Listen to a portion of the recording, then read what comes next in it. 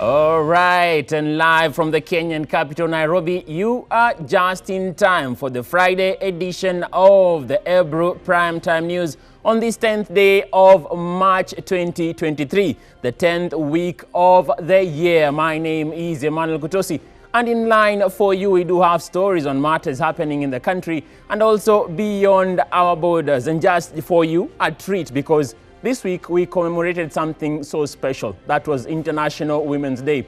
And today we have a special bit for you to come and connect with one who has moved into and through the borders that were formerly looked at as a male concept, but there is a woman who is going beyond the borders. We'll be looking at that, including the political matters happening, the Azimio One Kenya coalition, the ultimatums they have fired through, their rally in Migori, and also another protest in Kisumu. That is among all that we have in line for you tonight on the Ebru Prime Time News. And also, allow me to extend the invitation for you to join us on our social media handles. We are at Ebrutv Kenya across all social media platforms. And you can reach me at _Emmanuel Kutosi. Let me not go so much. We go into the highlights of tonight's top stories.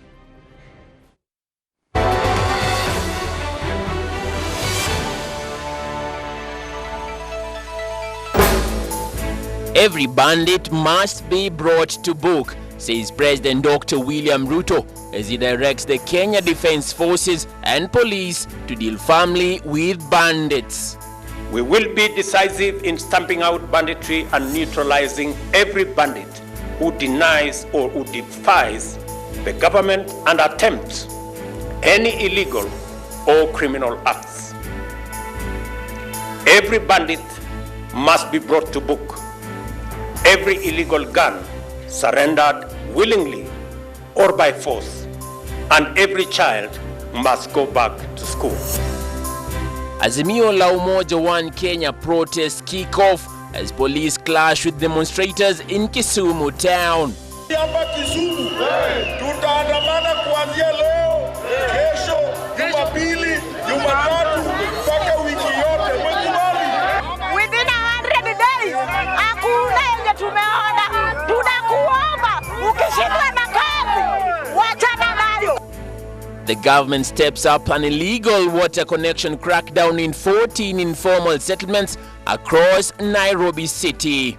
This water here, which has been interrupted through illegal connection, I think today we are happy to mention that we have made a big achievement. And today, the people of Langata, especially Southland, will be able to get water.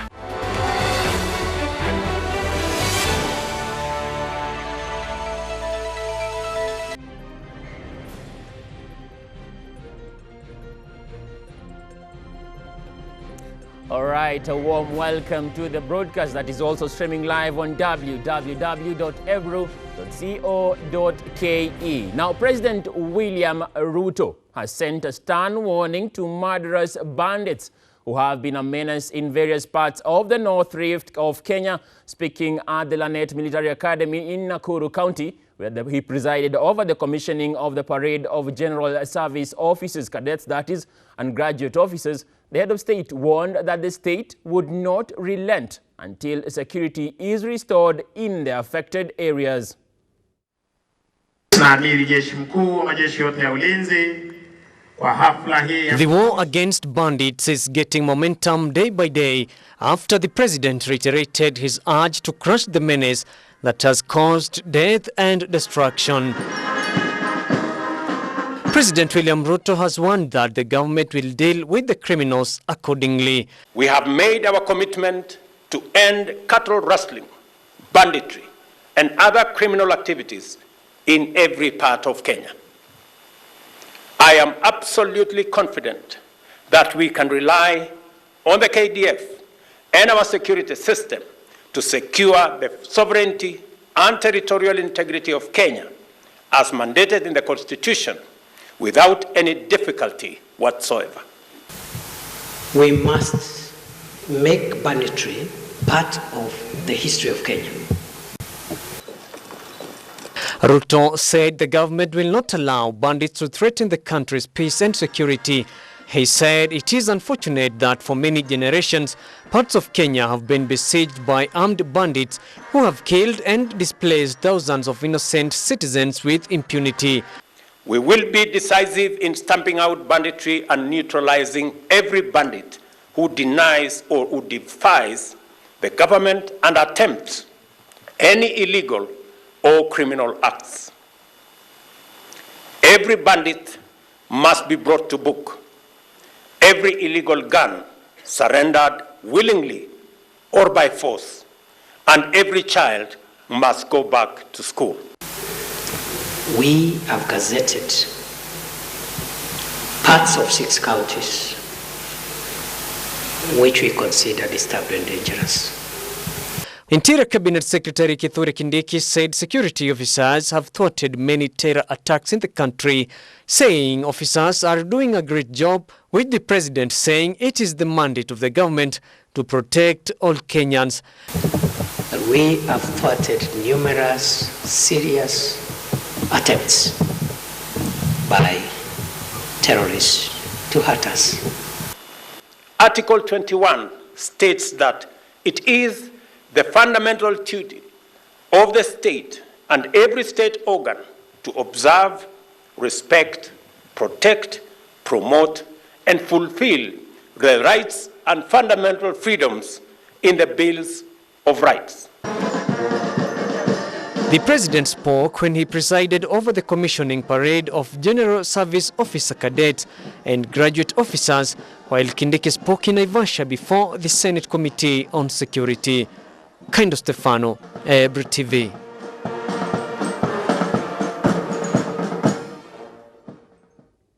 We now steer into the political arena where Azimio la Umoja One Kenya leader Raila Amolo Odinga said he will list companies for Kenyans to boycott next week for undermining democracy in the country.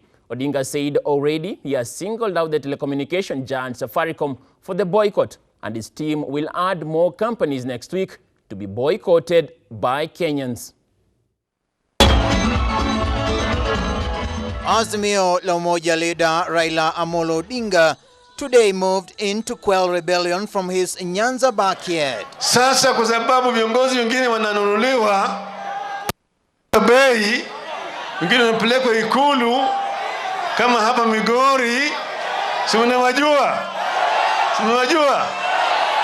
A day after announcing a mass action against President William Ruto's government. Onyo kwa serikali bandia, Wakenya hawatasimama maovu ya kitawala.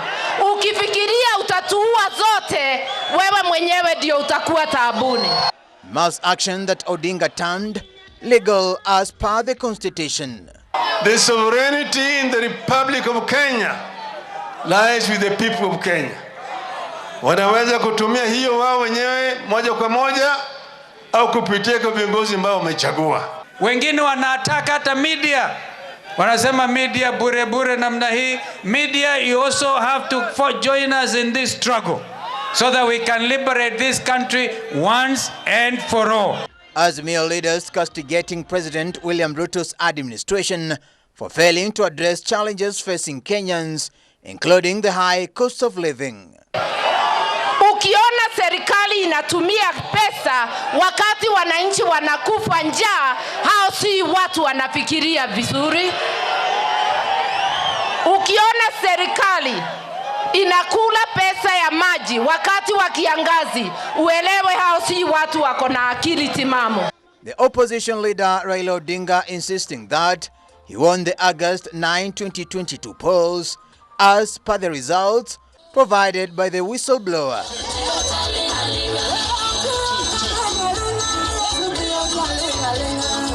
Wawache kuita Kioni huko kwa Supreme Court. Mimi mwenyewe nimetaja mara nyingi tulishinda, na ni kweli tulishinda.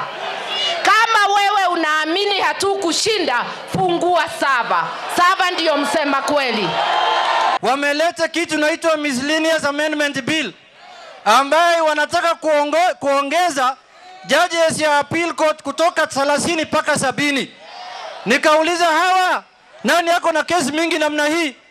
Wameniambia ya kwamba ati vile Chebukati ametangazia hawa results, wanataka kufanya Chebukati akuwe court of appeal judge. Watu wa Migori mko tayari kupeleka kesi yenu kwa Chebukati? Azimio leaders called on internal security CS Kithure Kindiki not to allow to be used to intimidate the opposition. Nataka kuambia bwana Kindiki, usitumiwe vibaya.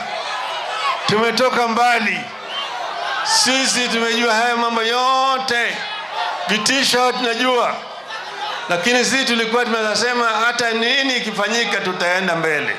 Odinga, however, announced he will soon release a list of companies that his supporters should desist for undermining democracy in the country.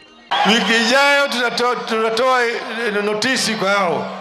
Nimetoa notisi, wiki ijayo tutaambia nyinyi mawili tutafanya na Safaricom. Sawa? Sawa. Sasa tumesema kuna makampuni kadhaa ambayo tunajua ambao wanatumia vibaya na hao watu. Natuambia nyinyi hiyo kampuni mwache. Hii chakula msikule. Hii gazeti usinunue. Hii radio usisikie. Tumeelewana vizuri? Azimio's countrywide mass action is expected to culminate in Nairobi on March 20th this year. Davis Mberia, Ebrutv News.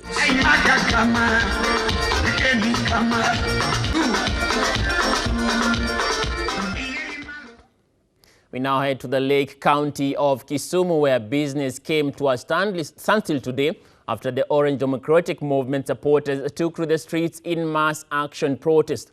The protest started at Kondele, through the streets, and culminated at the County Commissioner's office, where they presented a memorandum on efforts of the protesters to access State House Lodge, were also thwarted by a contingent of anti-riot police. Today, hundreds of protesters have come out in Kisumu County to protest over the high cost of living. Sisi hapa Kisumu tutaandamana kuanzia leo, kesho, Jumapili, Jumatatu mpaka wiki yote. Mwekubali? Within 100 days hakuna yenye tumeona. Tunakuomba ukishindwa na kazi wachana nayo. As the confrontation intensified, this barrier disappeared with the protesters.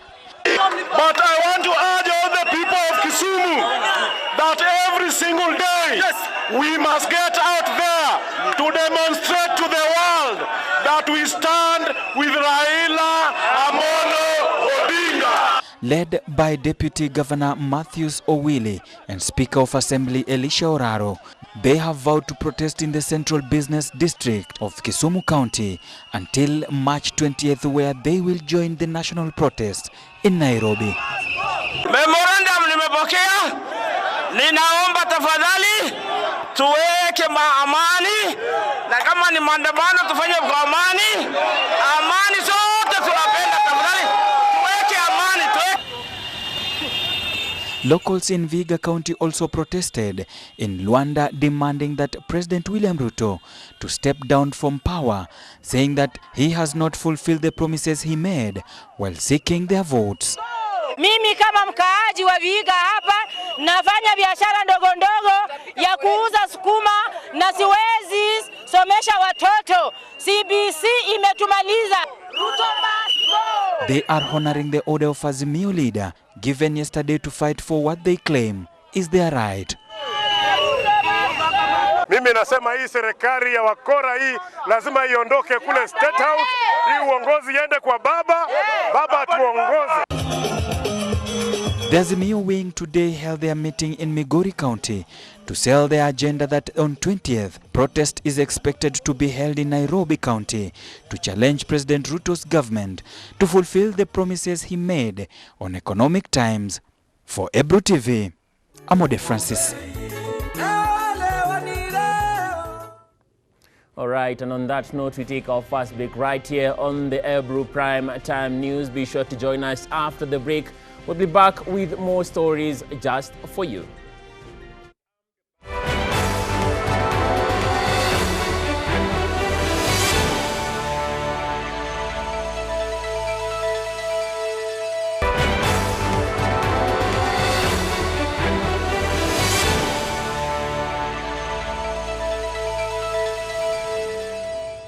Welcome back and thank you for keeping it Ebrutv, and also allow me to extend the invitation for you to keep it interactive on our social media handles. We are at Ebrutv Kenya across all social media platforms, and you can reach me at _Emmanuel Gutosi. Share your sentiments. Let me know about your views. We'll be going through your feedback after the bulletin. Now, Amani National Congress has told off UDA Party Secretary General Cleophas Malala over calls to a merger. The party, through its leadership of Lamu Governor Issa Timami and Vihiga Woman Representative Beatrice Adagala, has said despite its commitment to support the Kenya Kwanza coalition, it will not dissolve to join UDA. A storm is brewing in the Kenya Kwanza alliance over the plan to fold affiliate parties to form a single party ahead of the 2027 elections. Some of the Kenya Kwanza coalition partners, led by the Amani National Congress ANC party, have faulted the call by United Democratic Alliance UDA new Secretary General Cleophas Malala, telling him to hold his horses. Is that I want to reiterate that as a party, ANC will remain an independent party. We are not going to fold our party, and if anything, we are already now planning the way that we shall rejuvenate and strengthen our party from the grassroots level. Tumekutana na party leader wetu His Excellency Timami, na tumejadiliana mambo mingi kuhusu chama chetu. Na mimi kama SG ningependa kuambia Wakenya kwamba chama kiko imara. ANC, led by its party leader Issa Timami and Secretary General Beatrice Adagala, have insisted that they will continue to play its role in the Kenya Kwanza coalition, particularly helping President William Ruto to deliver the coalition manifesto plan to Kenyans. Ile mambo ilikuwa inasemekana hakuna, na hawa viongozi wako hapa, wako tayari. We have rolled out recruitment all over the whole country. So we are ready as a party and we are moving on. We are in Kenya Kwanza. We are fully supporting His Excellency William Samoei Ruto. We shall soon embark on registration of party members, and more importantly is that ANC will remain vibrant. The push for the parties to fold up is said to have triggered by a constitutional provision requiring those appointed to the cabinet to resign as officials of the political parties. The law bars state officers from holding office in political parties. Only the president, deputy president, and MPs are exempted by the provision since they are elected through universal suffrage. Lakini mimi kama CEO wa ANC party wa Singisho County ninamweleza ya kwamba ANC ilishughulikiwa, sio party ya barabara. Ni party imegrow kama ODM, imegrow kama KANU, imegrow kama hiyo party zingine kama Jubilee. Hii party iko na watu yote kwa Kenya mzima. Sio party tu unatoka huko unakuja sema tunawachana nayo tunaingia hapa. Sio party ya barabara. In the run-up to the August 9 polls, President Ruto told parties that wanted to work with him to fold up and join his UDA before he finally bowed to pressure to form Kenya Kwanza Alliance with the affiliate parties that backed his presidential election. Hizi chama zote zinafaa zikuwe na level playground. Ndio come 2027 tukue mahali. Tusianze kujikoroga hapa na pale kwa sababu ya vitu kidogo ambayo ina excite watu. Tukue na level playground. Come 2027 tuta come out strong. The latest moves that are in the initial stages gives President Ruto another opportunity to craft a mega party after a similar attempt in building Jubilee Party enabled the re-election of former President Uhuru Kenyatta in 2017, but later spectacularly disintegrated ahead of the 2022 vote. Jubilee Party was formed in the run-up to 2017 elections by dissolving at least 11 political parties. Davis Mberia, Ebru News. We now move away from the political arena to Kisii County, where a Kisii court hearing a case on the gouging of baby Junior Segini's eyes was told by a witness that the minor lived under difficult circumstances. Segini's caregiver, Josephine Karemi, who testified on behalf of Segini and his elder sister before the Kisii Senior Resident Magistrate Christine Ogweno, claimed as a social worker her interaction with the two minors indicated they lived in a harsh environment. The court will hear the testimony from an investigating officer and arresting officers on the 17th of March 2023 before proceeding to the scene of crime on the 24th of March 2023. The minors, the witnesses are free to speak whenever addressing the caregiver, and therefore in the interest of justice, this court appoints Josephine Karemi as an intermediary to relay the evidence of the two minors. Of this matter, the key victim having been declared as a vulnerable witness, and considering that the intermediary has been his primary caregiver, I will allow the said witness to give her evidence, not as an intermediary, but as a minor's primary caregiver. The court, in its final determination, will make a decision on the probative value to be attached to her witness, to her evidence. We proceed for hearing on the 17th of March with the evidence of the investigating officer and the arresting officer. And on 24th of March, we proceed to the scene for evidence of the last witness. Now we go to a story from Mombasa County, where the motorist who was involved in a fatal accident that involved a traffic officer who perished on Buxton Road in Mombasa has been charged with manslaughter. The case happened today, and this is what transpired. Odi Francis with more on this.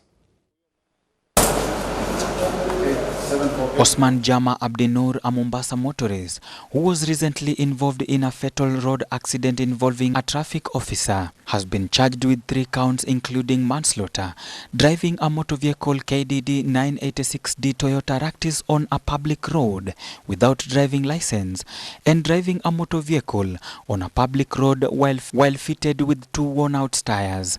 State that on this 27th day of February 2023 at Buxton Junction along Mombasa Malindi Road in Vita Sub-County within Mombasa County, unlawfully killed Julius Mairaria Marwa. Is it true or not true?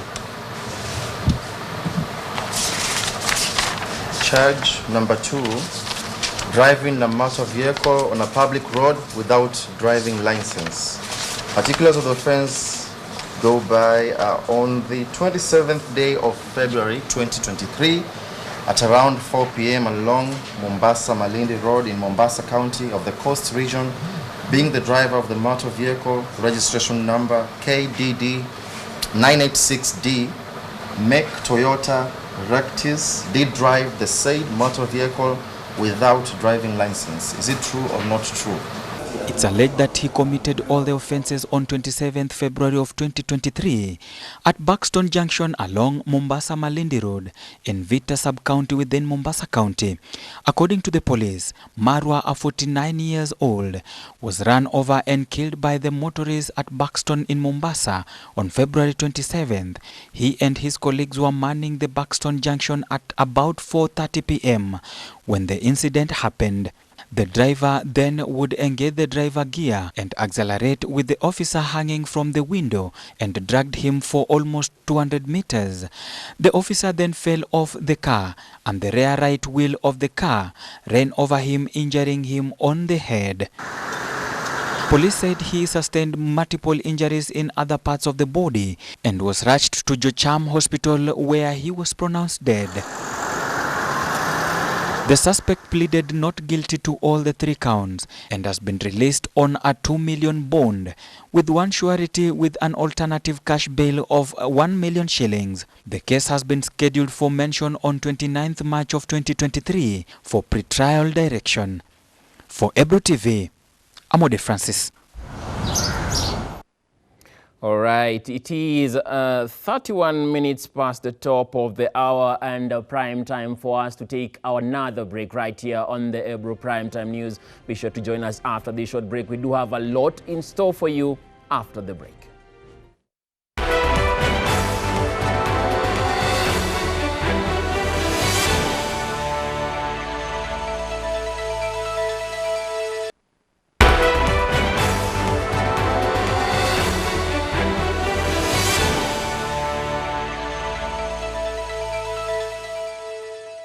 Welcome back. Thank you for keeping it Ebrutv. Now, any illegal water connection will attract a maximum penalty of 100,000 shillings, the government has said, as it steps up the crackdown in 14 areas in informal settlements across Nairobi City.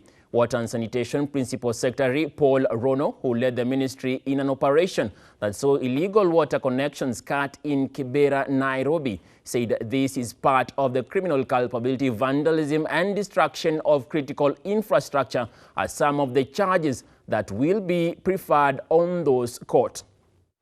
5 people have today been arrested in connection with illegally connecting water, bringing the total number of arrests to 41 of those arrested in the multi-sectoral operation dubbed Linda Maji Lipa Maji, initiated 3 weeks ago under the Ministry of Water and Sanitation and Irrigation in conjunction with the Ministry of Interior and National Administration.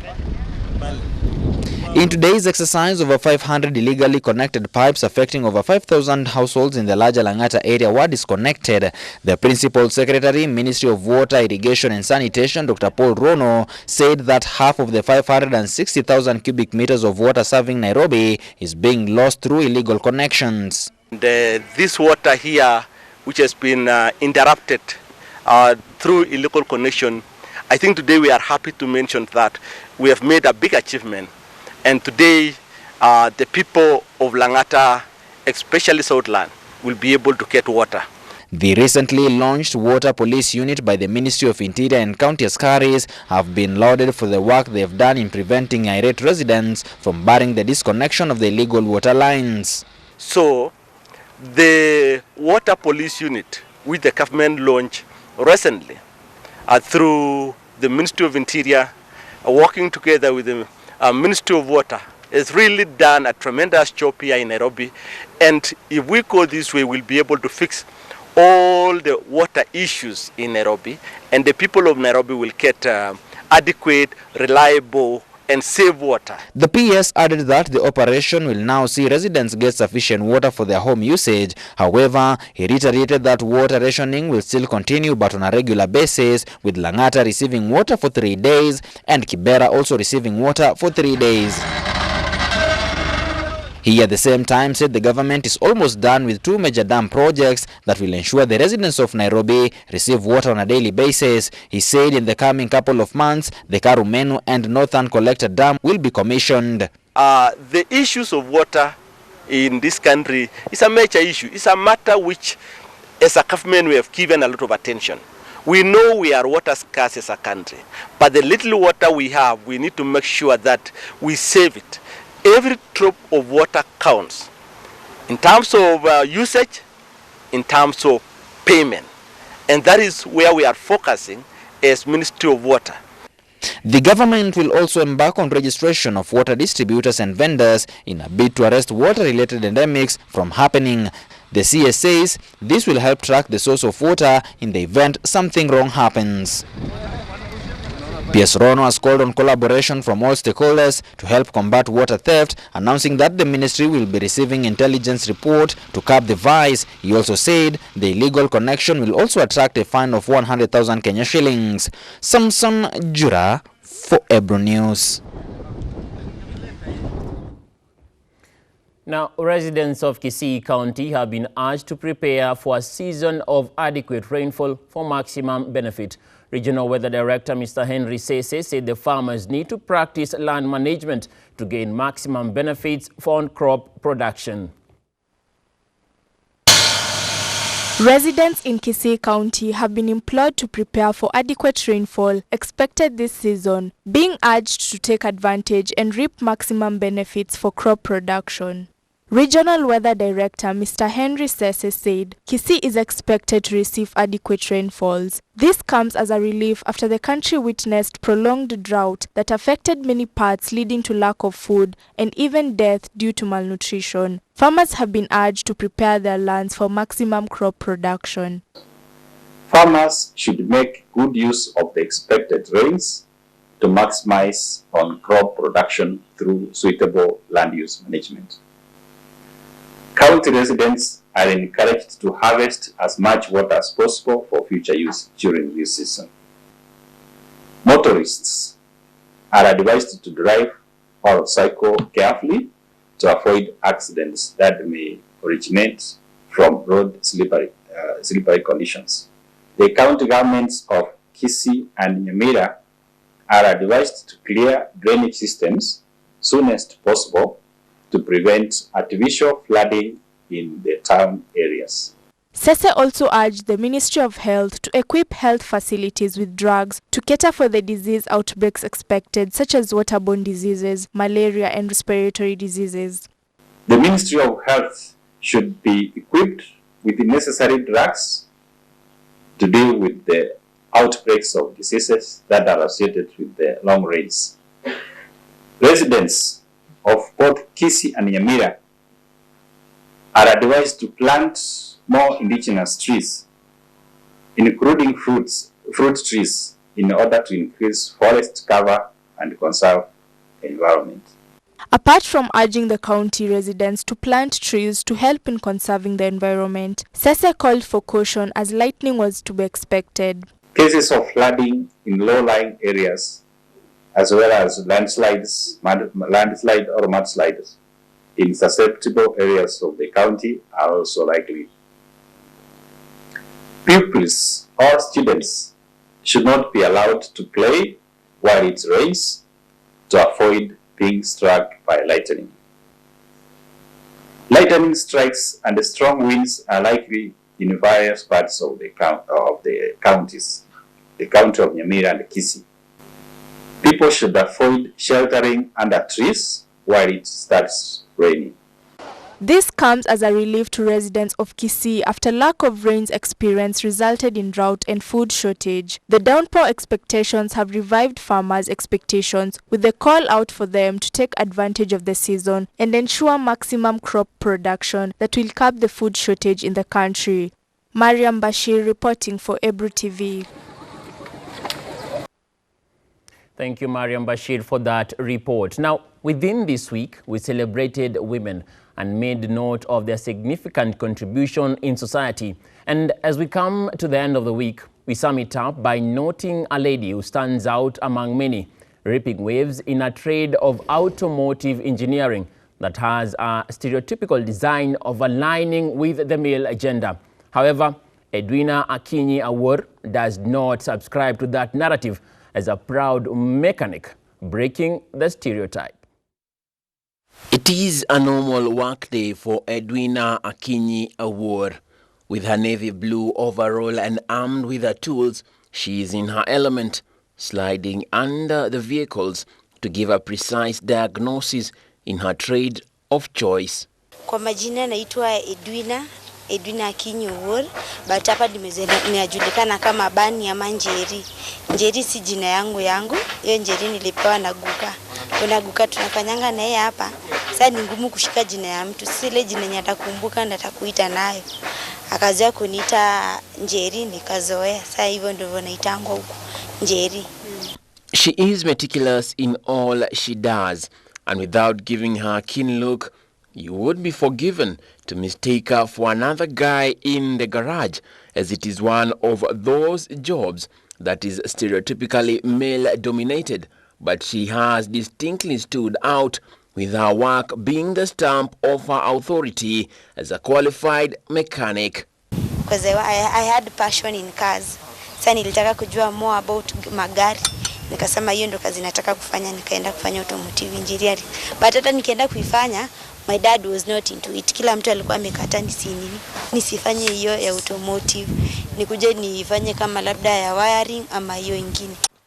Her family was not at first on board with her career choice.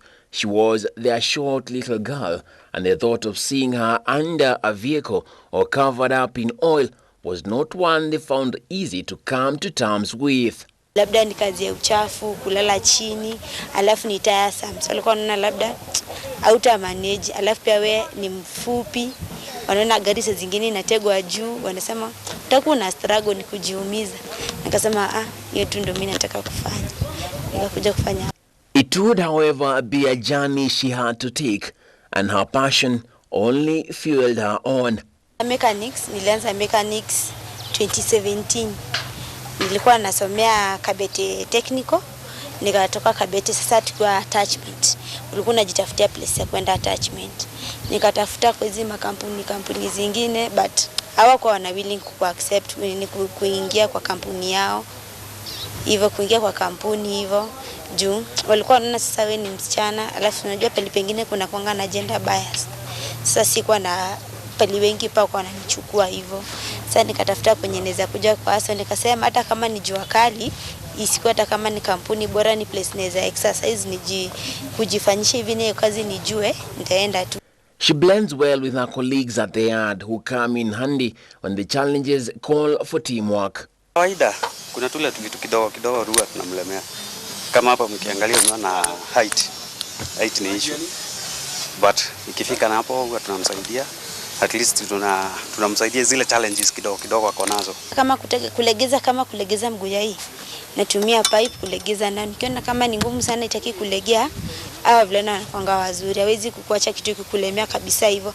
Namwambia nisaidie kulegeza hii. Nimejaribu kulegeza na naona kama nitaka kusleep, nisaidie kutoa. Ananilegezea alafu sasa mimi naendelea. Kufanya overhaul na suspension. Overhaul ni kama umebomoa engine. Unaona tunatoa engine yote kwa gari, tunaiweka chini, tunaidismantle into various pieces. Tunaweka head kando, top cover kando, block kando na sump, pistons kando, camshaft hivyo, alafu rebuild again tena. Tunaweka diesel rings. Hiyo ndio part yenye I enjoy most doing. Despite the way she lightens up when talking about cars, and not in their elegance but in the mechanics which are Greek to many, Awor insists that she does all any other lady would do as she shows off her beautiful dreadlocks. Sasa ndio zisipate vumbi huwa na nini? Navaa kofia.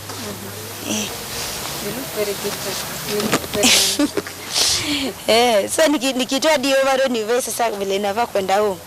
Utasema kama ni ule msana ulikuwa na interview hapa kwa mechanics. Naenda kujibamba pia mimi, go slay, naoga na car smart. Tukikutana na wewe hata saa hii nikitoa overall nivae kwenda huko, utaamini kama ni mimi na car smart. First day nilikam hivi mpaka I was asking Mulinge, ude mataweza fanya job, ana nguvu ya kufunga maspana, kufungua mataya. Akaniambia you just wait and see. So first day niliona job yake na hivyo ndo nikamlike. Nikaniuliza anataka Kamau sasa ndio mdosi wetu. Nikamwambia Kamau hajafika bado, lakini ako kwa njia anakuja, unataka usaidiwe aje? Akaniambia gari yake inataka ifanywe service. Nikamwambia it's okay, wewe paka hapa nipigie Kamau alafu niendeleange, atakuja penye nimefikia tutaendelea. Akaniambia uko sure? Nikamwambia nikapigia Kamau. Nikamwambia Kamau kuna gari ya field day imekuja inataka service na nimemwambia kwenye park nimuendelee. Akaniambia sawa wewe endelee ufanya. Akaniuliza Kamau amekwambia aje? Ameniambia niendelee kufanya gari yako service. Anakuja akisema hapana. Akasema wewe hujui kazi. Hapana. You are supposed to be in school. Akasema hapana. Nilisikia vibaya. Akasema tu ni sawa. Unajua hizi kataa kama imeshakataa shakataa. Najua kawaida ya Kenya tuko hivyo. Most of us tuna judge mtu bila hata kujua chenye anaweza fanya. Hata hujampea chance. But the moment wameona amefanya kazi nzuri, they congratulate her. Wanaume wengi sio wakati tumechukua gari ni kama mtu hii. Na wanaume wengi sitakudanganya, mimi nawachomea. Wanaume wengi waga wanapenda gari yao kushinda demu. While some customers still question her abilities on, in quotes, a man's job, others have learned not to look at the cover and assume to have knowledge of the book. Ako poa, trust me you. Unidembaka nilikamigina V8 hapa akaishughulikia, sasa ndo hapo nikamtrust kabisa. It has not always been rosy. As she narrates, she has met some rough parts in her course of passion. Many times, kwanza saa zingine nilifeel vibaya kabisa hadi nikasema mimi sitaki kuendelea na hii kazi niache. Niliaccused nimeiba shocks za gari. Na hiyo gari etijaenda, gari bado tumetega, ilikuwa inapigwa bado rangi. Sasa vile unaweza toa vitu zote za gari alafu uweke pali pamoja. Tukaziweka pali pamoja zote vizuri, mtu akakuja nyuma yetu akazibeba. The fact that women can do their own things without the help of man is something that is a foreign concept to some, despite them constituting a sizable 50.5% of the population, according to the 2019 census, as well as 50.2% of the total working population, according to recent data from the Kenya National Bureau of Statistics. Say that msichana Hiyo ndio kitu after kuna kitu kama hii nikasema siwezi dharau msichana. Women are a critical national asset with tremendous potential to shape, to influence and contribute to all spheres of national development. We don't want to compete with men, we just want our space, to be given our space as the women of the Republic of Kenya. Cars remain a prize-coveted possession in Kenya, with an average of 2 million units being registered in the last decade. With Kenyan roads receiving a facelift, a growth has also been noted in the number of vehicles imported into the nation. The roads of the capital city, Nairobi, are host to a multitude of activity, with a stream of vehicles that fund different sectors of the economy. And of course, 1 or 2 repairs are necessary, apart from the twitches on the machines, creating a space for such garages within the informal sector that make sure optimum performance is attained. To own my own garage. Kama hata si garage like place pa engineer. Ya kufanya watu nini skimming, disc refacing, kufanya press work, like ayo one. Place yangu yenye I say this is my own. In Kenya, the imperative to encourage more women to participate fully in the economy is anchored in the Constitution. Less than 10% of Kenyan adults have permanent full-time jobs and are scoring the high poverty and dependency levels in an economy where the government is struggling to tackle an acute unemployment problem. Edwina hopes to be among the solutions by opening up her own garage someday. Hii kazi ni watu wote, si kazi mbaya, ni kazi nzuri. Mimi kenye naweza waambia wakuje tusaidiane na wao kufanya kazi, wasi lose hope, take everything to just like waje like any other job. Unataka kazi ya nini? Kama unasema hii ni ngumu, uende ufanye kazi ya kibanda. Ya kibanda pia tu bado ni ngumu. Kwa handle customers unajua tu pia si rahisi. Sasa tu unajituma, unajitolea, unasema acha nifanye. At the end of the day unapata something kidogo ndani yake, sustain nayo. It is therefore not novel for the informal sector to be the bearer of that pressure, and with the slots available, jobs that had a gender bias saw a shake-up with women swiftly filling the gap in various industries. So dynamic is a woman. In this digital era, she's many things. And that is why when I stand here and see the wonderful, beautiful women, I can only thank God because I know we are headed very far. Edwina Akinyi, also known as Bani, also known as Njeri, stands out as among the many evidences of the need to stem the bias and realize the hidden potential among women who can do just as well or even better than their male counterparts in creating the much-needed balance. Women have broken through the proverbial ceiling, tearing through barriers that bore the gender cap. And although a balance is yet to be realized in matters of equality, the journey is impressively quite promising. Edwina Akinyi Award, phenomenal woman. Congratulations and keep doing your best in that field. We now move into matters education, where parents and teachers in Marafa Ward, Kilifi County, have called for an increment in government bursaries and scholarships allocations for students. Members of County Assembly Emmanuel Karisa Baya said the county government was planning to increase the ward scholarship allocations to support the students. Parents and teachers in Marafa Ward in Kilifi County have pled with county government to increase bursaries and scholarship allocations to help the students stay in school. The parents lamented over the low allocations for bursaries and scholarships to poor economy and lack of rains, hence crop failures being the main reasons they are not able to pay school fees for their children. Uhitaji uko mkubwa. Naweza sema uhitaji uko mkubwa sana. Hata hii pesa ambayo tumetoa haitoshi. Na ndio nimesema ya kwamba governor yuko na mpangilio kuhakikisha kwamba pesa hizi tunaziongeza mpaka zifike bilioni 1, kutoka milioni 350 tufikishe bilioni 1. Kwa sababu gani? Kwa sababu ya ule uhitaji ambao tumeuona kutoka kwa jamii zetu. kitu ambacho kinaweza kufanya watu wasiweze kuwa na uwezo wa kupeleka watoto shule ni hali yao ya mapato.